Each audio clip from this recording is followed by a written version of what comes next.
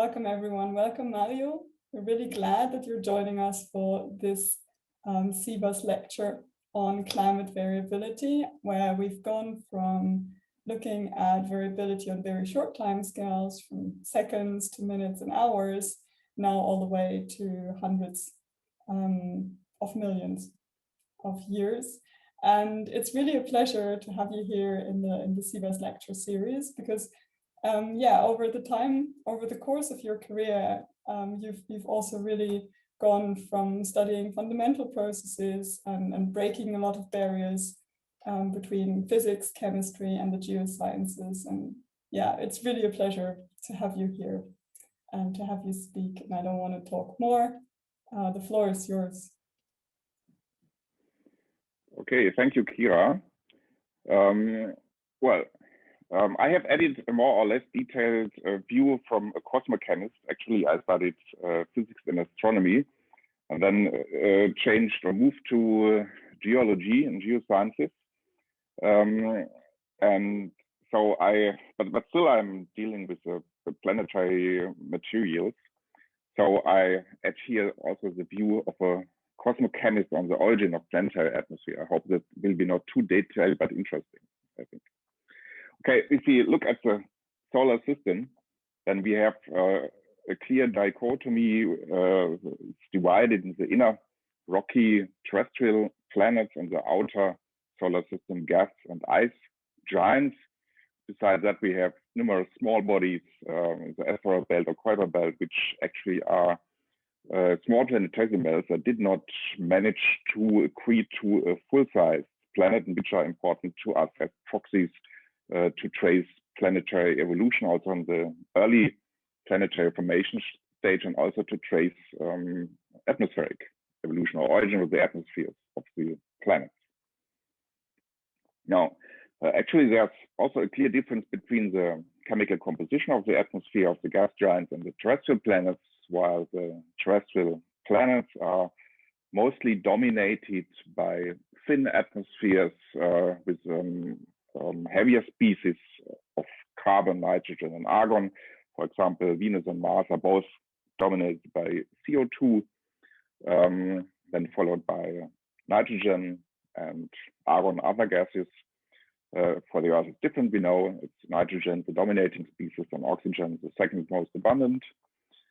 And for the gas giants in the outer solar system, it's completely different. These are dominated by hydrogen and helium, which are actually the most abundant elements in the universe, then followed by other compounds, which are actually only trace elements in these atmospheres. Now, and that leads us to the question, why the most abundant cosmic elements so depleted on terrestrial planets? And this, of course, is related to the formation processes for gas giants and terrestrial planets. Now, if we consider the early stage of the solar system, then we have to go back 4.5 or 4.6 billion years ago. Actually, our solar system formed from a collapse of an interstellar cloud, which mainly was composed of gas, hydrogen, and helium, 99%, and only 1% contains the elements, condensable elements, which are important for us, of course, on the terrestrial planets. Now, in the early stage of our solar nebula, we had a disk formed and a proto star in the center, our sun, the proto-sun. And this can be today, or since mid of 90s, this can be imaged by telescopes, for example, the Hubble Space Telescope here in the Orion Nebula, which presents some nice top views of some protoplanetary disks with a central star in the center. Now, what we know from cosmochemistry is that the first solids formed at about this date, 4.567. It's a quite precise number with an error of ±1, which we know that the oldest objects in the solar system that formed at the time are such irregular objects which we find in meteorites, which are remnants of small planetesimals These are centimeter-sized calcium aluminum-rich inclusions, refractory material, which is the oldest material in the solar system, and which was followed about 2 to 3 million years later by abundant formation of such chondrules, which are molten rock droplets we find still in meteorites. And actually also the meteorites themselves formed about within a few million years after the first solid objects. We also know that within this few million years, the first few million years of the solar system, also the gas and ice giants had to form because the solar nebula was dissipated afterwards, and the gas giants need accretion of gas directly from the solar nebula. And actually, this is a standard model for Jupiter formation, that it first accretes from small grains on the micrometer level size by grain coagulation and so on. Smaller planetesimals, meter-sized boulders up to few kilometers and hundreds kilometers. It accretes first core made of icy rocky material that Jupiter, or the core, accreted beyond the snow line, which is a line in the solar system that beyond of which water ice, and solid material could be accreted. And this may have been as abundant as silicate, or a factor of 2 to 5 more abundant even. And this formed rapidly an icy rocky core, maybe 10 to 20 Earth masses, maybe lower, maybe a bit higher. And this made the core possible to attract the solar nebula gas directly within a few million years. And this explains actually why Jupiter accreted in such a composition, but we also have to consider this diagram to explain why Jupiter can still retain such an atmosphere. Now, this diagram shows the escape velocity of a certain planet versus its surface temperature. And we see that for all the gas giants and for Jupiter, sorry. Well, so we have for the outer solar system planets escape velocities of above 100 kilometers per second. And we have surface temperatures below 100 Kelvin. So this is sufficient even for hydrogen, for helium to be retained over long time scales. Now, for the terrestrial planets, the situation is different.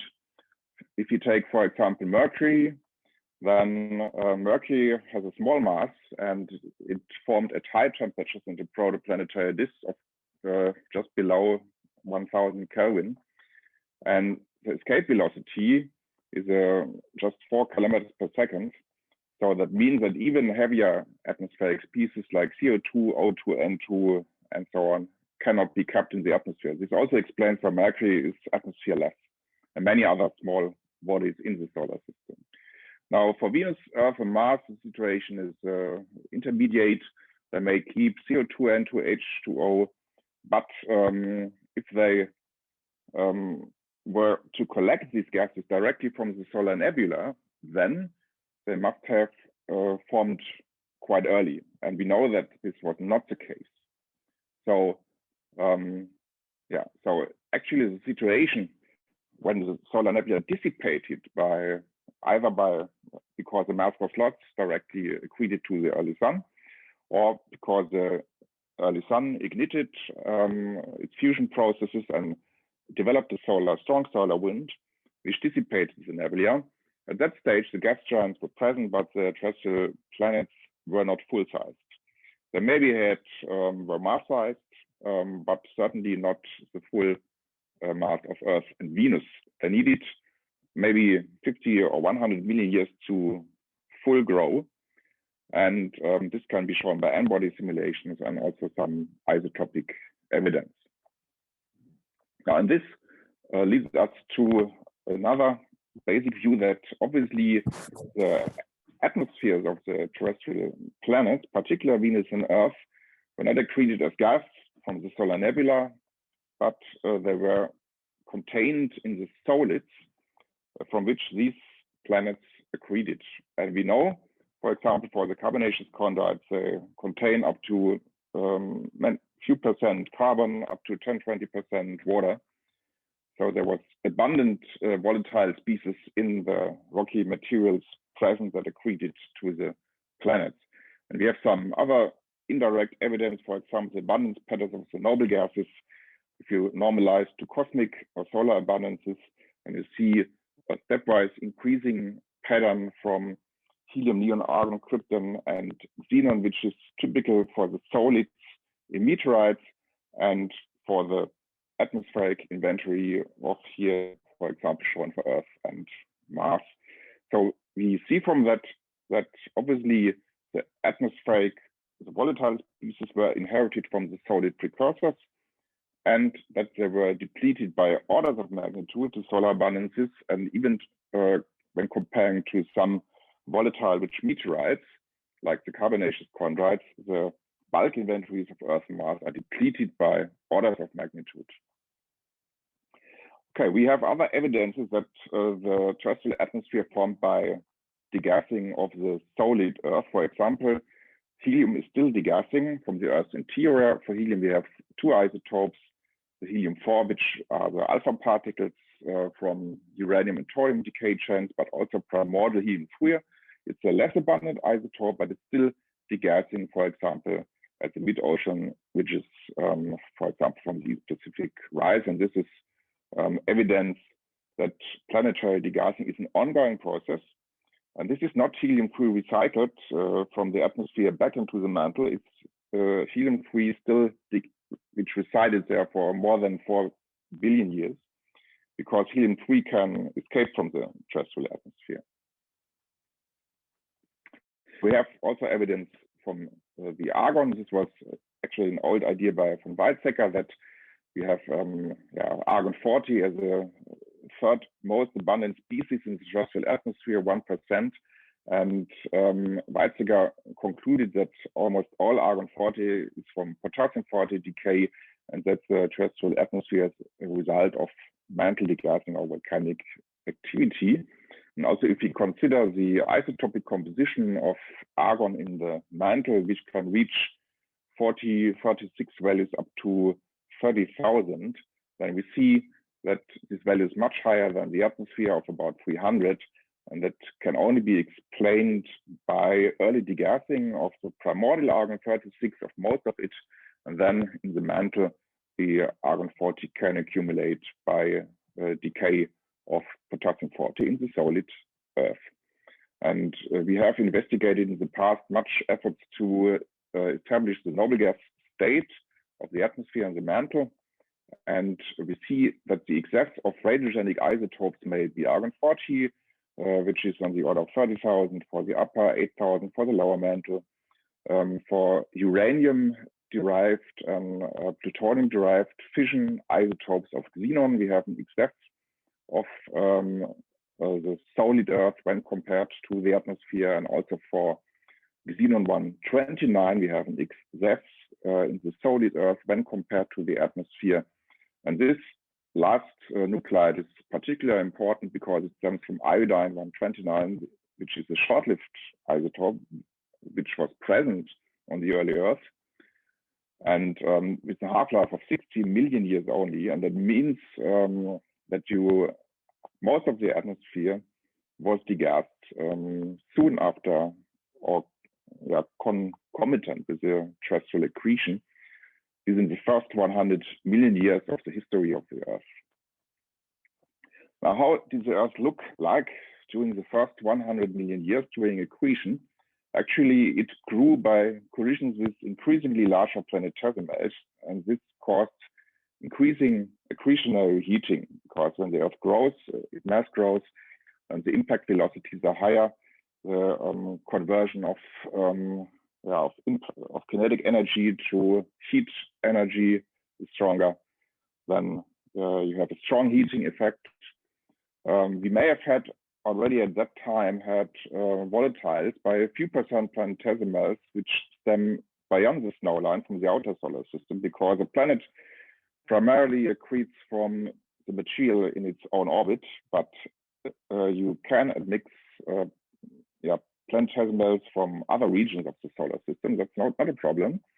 And you have an overview of carbonaceous chondrite meteorites on their hydrogen abundance, carbon abundance, and this is already much more than the Earth has as a bulk planet. Only a very few % of them can explain the bulk inventory of the Earth, actually. So during impact on the early Earth, the planetesimals also released their volatiles, and thus led to a H2O and CO2 dominated greenhouse atmosphere. For example, we have here just a diagram which shows the it's the y-axis. You see the maximum pressure upon impact. The maximum pressure increases with the size of the Earth, or the size of the planet. In the x-axis, you see the fraction of the planet accreted. That means here you have 10% of the Earth accreted. Here you have 90% of the Earth accreted. Now you see that impact pressure increases because the impact velocity increases due to the own gravitation of the planet. And you see that the impact pressures are much higher than what we need, for example, for serpentine, which is a hydrous mineral which occurs in carbonaceous chondrites, which you need to degas serpentine completely, or also you need to degas other constituents of the Murchison meteorite, which is carbonaceous, major carbonaceous chondrite. For Mars and Mercury, it's still a bit difficult to degas the impactors completely, but for Venus and Earth, it was certainly the case. So this proto-atmosphere that formed quite early, and the greenhouse effect led to the formation of magma ocean, at least of a partial magma ocean, and in which volatile of the atmosphere could dissolve. And from some order of magnitude calculations, we know that about 10% of such a proto-atmosphere can be dissolved in such an early formed magma ocean. Now we have also some qualitative calculations here how that can develop. Now I think you can see the x-axis now. Yeah. Okay, there's surface temperature and the age on a logarithmic scale. That means 1 million years, 10 million years, 100 million years after formation of the Earth. And you see that soon after accretion, the mass of the Earth is sufficient to develop a dense atmosphere by impact degassing. The temperature is ever increasing above the solidus. And then you have a partial magma ocean in which gases of the proto-atmosphere can be dissolved. And if you start with the dissolution process, then you can dissolve the greenhouse gases, for example, the water vapor, into the magma ocean. And that develops a kind of thermostat that if you are above this temperature, H2O is dissolved, then the greenhouse effect is decreased, and this, of course, is an effect regulator of the temperature. So actually, we think that never a complete magma ocean formed, which would be here at liquidus temperatures, but at least a partial magma ocean existed. Here, after 100 million years, the last impactors accrete to the Earth, and then accretion stops. And at that time, then the atmosphere can cool, temperature can drop, oceans can develop, and which leaves a CO2-dominated atmosphere. And actually, what we think the last accretionary step to the Earth was a quite big chunk called Theia. This video by BBC shows the collision of this planetesimal Theia with the proto-Earth. Both are differentiated, both have partial magma oceans on their surfaces. And this, of course, heats up the planet completely to very high temperatures. A large fraction of the proto-atmosphere was lost in this way. But thanks to that impact, we likely have the moon.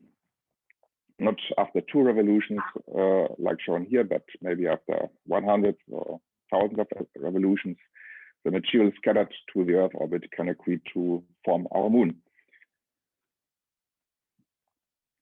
Yeah, after this impact by Thea, the volatile previously dissolved in the magma ocean can degas and form a secondary atmosphere, and water oceans and a CO2 or N2 dominated atmosphere can form.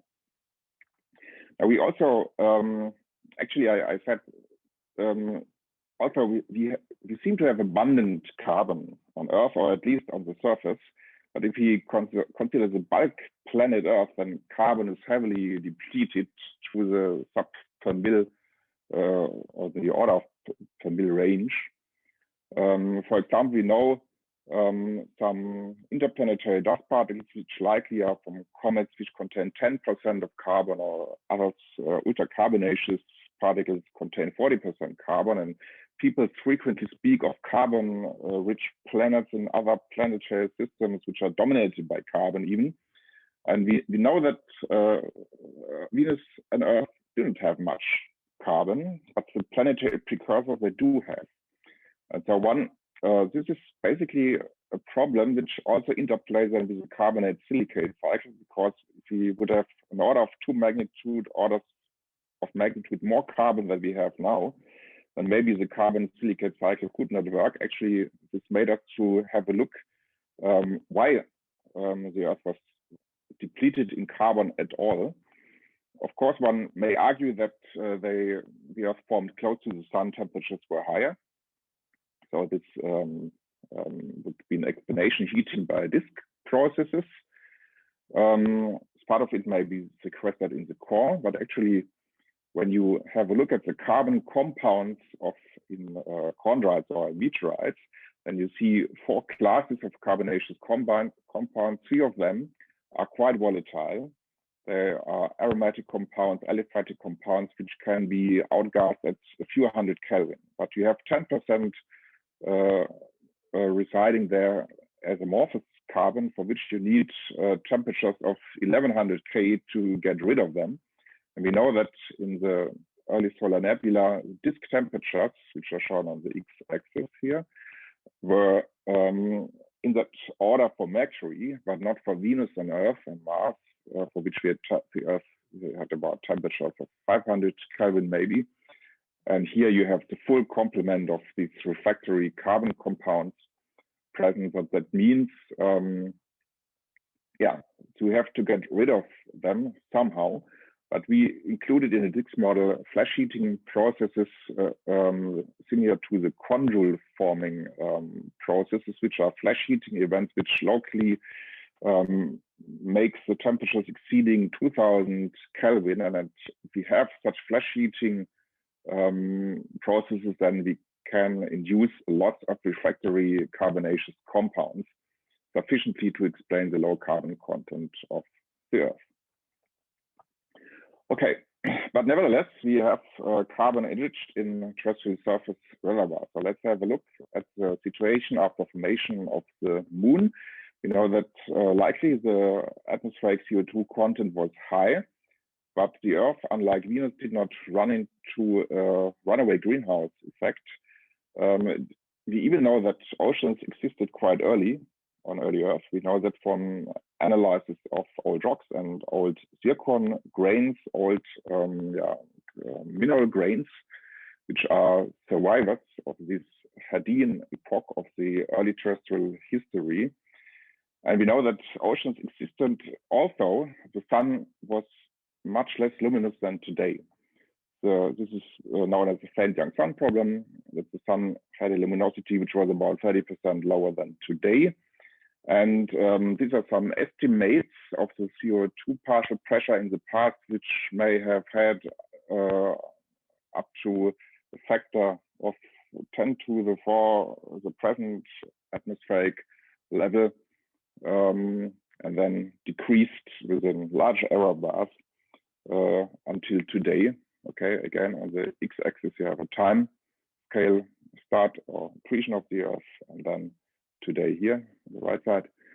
Yeah, and so yeah, the idea is that the CO2 was successively moved by the carbonate silicate cycle in a way that life-friendly temperatures could be attained over most of Earth's history. And glaciations were present episodically, of course, but particularly not completely on the early Earth.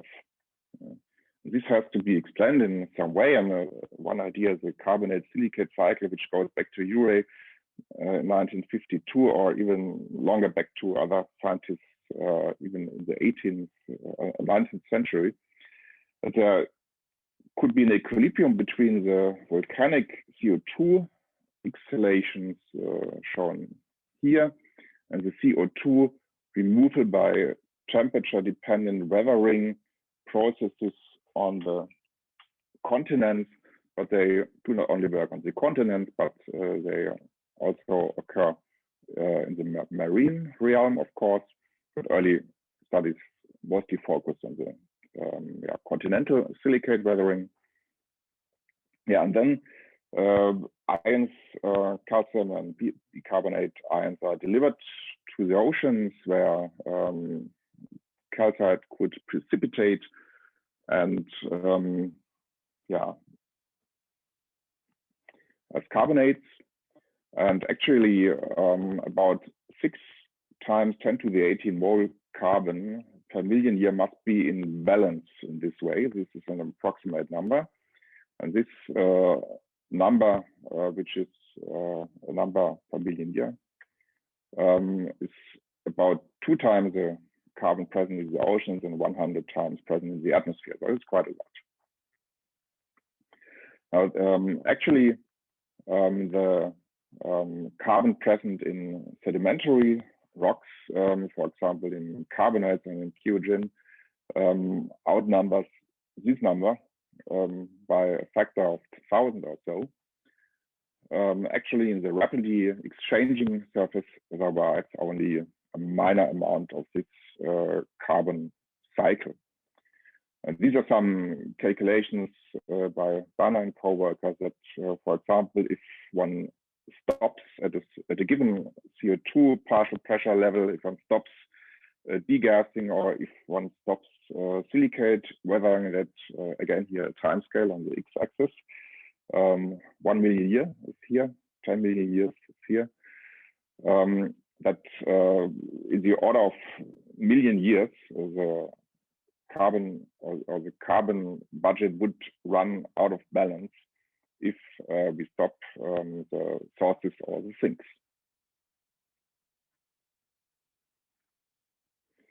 Okay, what the classical Blg model by Bernard al. 1983, we made some calculations, but covered it with a simplified 1D atmospheric model in which we have the classical parameters like solar luminosity, planetary, albedo, and the emissivity of the atmosphere, mostly governed by CO2, to have a look how that works. And this is the classical Blg model. This is a box model.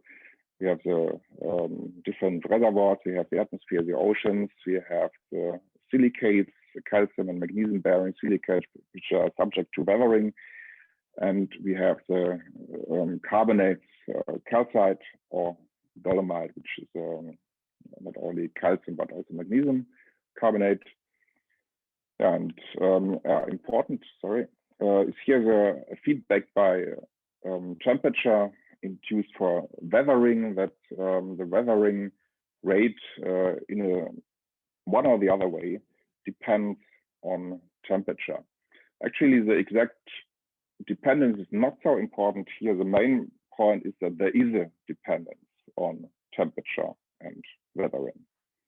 And this actually makes such models work. For example, this model is shown. We have here a time scale in million years. This is also for the following diagrams. And we have here volcanic activity and CO2 partial pressure on the right y-axis. And it shows that if we increase in a certain way volcanic activities by 20%, then we trigger some other parameters in this system. We have, for example, you can have an increased volcanic output by increased spreading rate, by increased continental arc volcanism, by increased tectonic activity, and so on. And as a consequence, you will increase the CO2, you will increase weathering. And if you have increased weathering at increased temperatures and CO2 partial pressures of the atmosphere, then you will also increase the rate of the removal of the CO2 by weathering. And this makes you reaching a new equilibrium at a higher CO2 partial pressure, but also, of course, at a higher temperature. The temperature and CO2 quite strictly follow each other in this model. Now, of course, you can trace also other parameters like the weathering flux. It also increases the oceanic ions, which we have in one or the other way, and the oceanic pH. I want to go into much details here. Yeah, and this is a basic idea also of papers like this one in 2006, in which people stated that continental arc volcanism would be a principal driver of icehouse and greenhouse variability. They actually tried to follow the last few hundred or 800 million years of terrestrial history, here shown on the x-axis, recent times on the left, on the right. Yeah, and they try to relate climate and arc volcanism related in turn to continental dispersal phases or breakup phases and assembly phases. And they try to trace this as a proxy by some ages of zircon populations, by relating the frequency of young relative to old zircon ages in this study. It's maybe a bit too complex to explain it here, but just to demonstrate that there are views that climate on long timescales is a principal result of volcanic activity.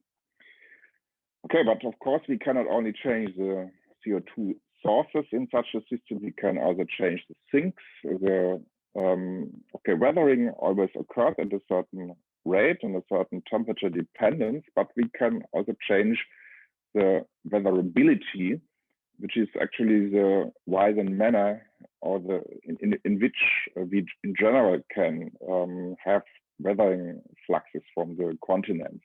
For example, if we increase topography by orogenesis, then we have exposure of fresh silicates, or for example, if we have increased tectonic activities at mid-latitudes where weathering is particularly active.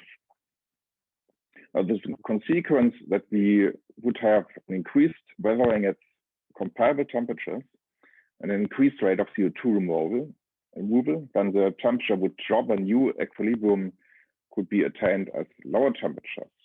Now this is shown in the model here. Again, time from left to right, temperature and weathering flux is shown here. If we increase the weathering flux, as shown here, and then let the system alone, then at an increased weather means increased CO2 removal, decreasing temperatures, and then at some time you may attain a new equilibrium at a lower temperature, and the weathering flux actually decreases to the old value where the volcanic exhalations can be exactly compensated. Of course, the CO2 will again follow the temperature. That means you will have a new equilibrium at lower CO2 partial pressures. And this was basically the idea of the Himalaya plateau, which according to this idea, the late Cenozoic icehouse cooling was related to uplift of the Himalaya because there was an extreme topography, developed exposure of fresh silicates which could be weathered. Moreover, the proximity to the Indian Ocean plays a role to the monsoon activity, and actually it's estimated that about 25% of the worldwide chemical weathering flux is coming from this plateau. So this actually plays a role. Yeah. We can also check some other parameters, how they would affect such a carbonate silicate cycle system. For example, the solar luminosity is of course important.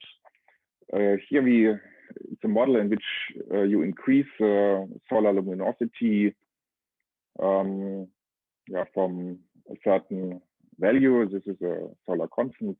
You increase it over a few million years on long time scales, which is actually too long.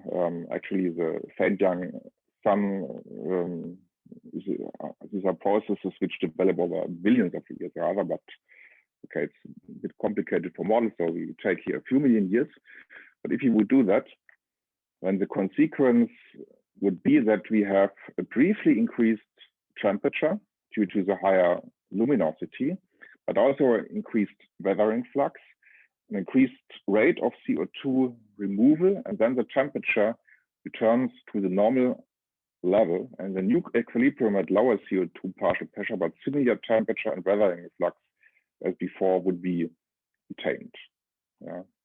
So here you can see the drop of CO2, and here you can see that the temperature and the weathering flux actually they hardly change if you do the luminosity change on long time scales. This is important. Yeah.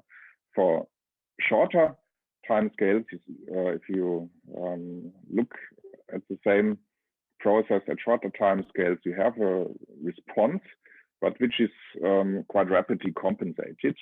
But that if you go to even shorter time scales, then it's clear that solar luminosity has an effect. You also can check for albedo changes on long time scales. This is very similar to solar luminosity. You change the albedo, for example, for 10% upwards. And of course, these are albedo changes that need long-term reasons. For example, if you move the continents in other places, the albedo of continents is different from the ocean surface. And if you move them to other regions, latitudes, for example, equatorial regions, you can, for example, increase the albedo. And yeah, if you do that, then also what happens, you have a decrease in temperature, you have a decrease in weathering, a decreased rate of CO2 removal, then the atmospheric response will be in a way that you have a new equilibrium where again the temperature and the weathering flux is kept at a normal level, but at higher CO2 partial pressures. Yeah. Here you can see the temperature and weathering flux nearly stay the same. So I'm already arrived at my conclusions.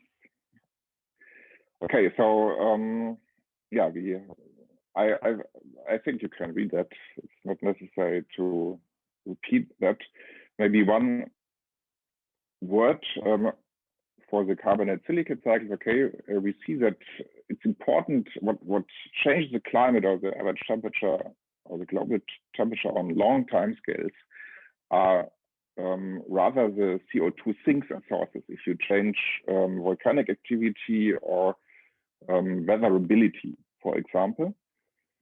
Now these early models, there are other models meanwhile now which also include some other processes which may be important, for example, marine weathering, seafloor weathering of silicates. This could be also an important source of weathering, but it would act in a similar way because bottom temperatures of the oceans are in a certain way coupled to surface temperatures.